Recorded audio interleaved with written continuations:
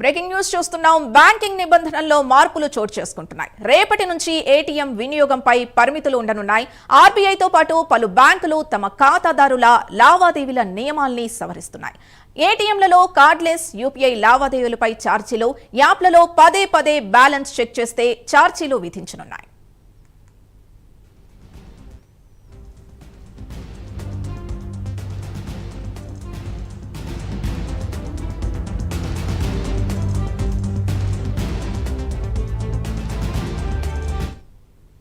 Banking నిబంధనల్లో మార్పులు చోటు చేసుకుంటున్నాయి. రేపటి నుంచి ఏటీఎం వినియోగంపై పరిమితులు ఉండనున్నాయి. ఆర్బీఐతో పాటు పలు బ్యాంకులు తమ ఖాతాదారుల లావాదేవీల నియమాల్ని సవరిస్తున్నాయి. ఏటీఎంలలో కార్డ్లెస్ యూపీఐ లావాదేవీలపై ఛార్జీలు, యాప్లలో పదే పదే బ్యాలెన్స్ చెక్ చేస్తే ఛార్జీలు విధించనున్నాయి. ఇదే అంశానికి సంబంధించి పూర్తి డీటెయిల్స్ మా కరెస్పాండెంట్ నాగేంద్ర అందిస్తారు. నాగేంద్ర, ఏటీఎం వినియోగంపై పరిమితులు ఉండే ఛాన్స్ ఉన్నట్టుగా తెలుస్తోంది. పూర్తి అప్డేట్స్ ఏంటి? Thank you Sindhu.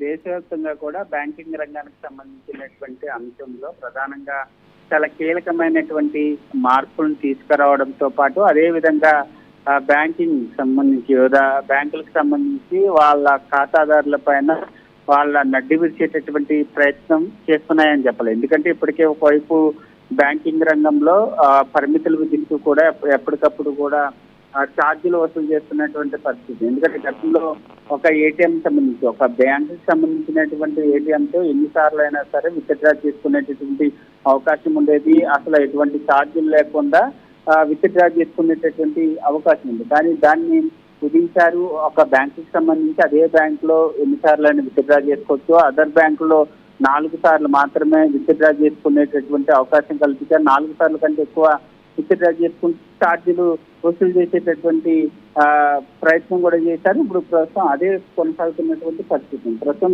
తాజాగా ఏటీఎం సంబంధించినటువంటి వినియోగం పైన సరికొత్త నిబంధనల్ని తీసుకురావడం జరిగింది. దాంట్లో ప్రధానంగా లావాదేవీలకు సంబంధించినటువంటి అంశంలో సవరిస్తూ కూడా అటు ఆర్బీఐ కానీ ఇటు బ్యాంకులు కానీ సరికొత్త విధానాలను తీసుకురావడం జరిగింది. దీంతో ఇప్పుడు ఏటీఎంలో ప్రధానంగా మనకి ఏటీఎం అందుబాటులో లేనటువంటి సమయంలో కార్డ్లెస్ ఏటీఎం ని మనం ఉపయోగిస్తాం. ఏటీఎం లేకుండానే అమౌంట్ ని విత్డ్రా చేసుకునేటటువంటి అవకాశం కూడా ఉంది. దీనికి సంబంధించి ఇప్పుడు ఆర్బీఐ అటు బ్యాంకు రెండు కూడా ఛార్జీలు వసూలు చేసేందుకు సిద్ధమయ్యాయి. రేపటి నుంచి కూడా కార్డ్లెస్ విత్డ్రా కానీ అదేవిధంగా యూపీఐకి సంబంధించినటువంటి లావాదేవీల పైన ఛార్జీలు వేసేందుకు రేపటి నుంచి ఇప్పటికే తమ విధానాలను ప్రకటించినటువంటి పరిస్థితి ఉంది. దాంతోపాటు మరొకవైపు కొత్తగా మన యాప్లకు సంబంధించినటువంటి అంశంలో అటు ఫోన్ పే కానీ ఇటు గూగుల్ పే కానీ ఇట్లా యాప్లకు సంబంధించినటువంటి అంశంలో అటు బ్యాంకుకి సంబంధించినటువంటి నెట్ బ్యాంకింగ్ లో కానీ మన బ్యాలెన్స్ ని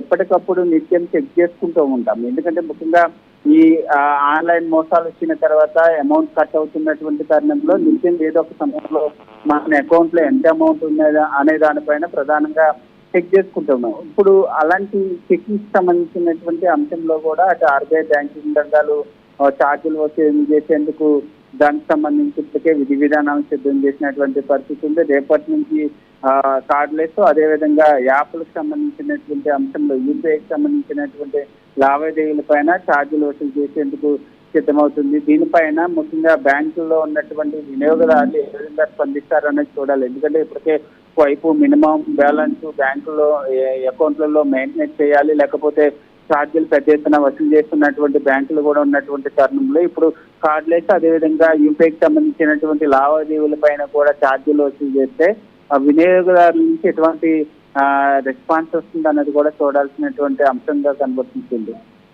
థ్యాంక్ యూ నాగేంద్ర.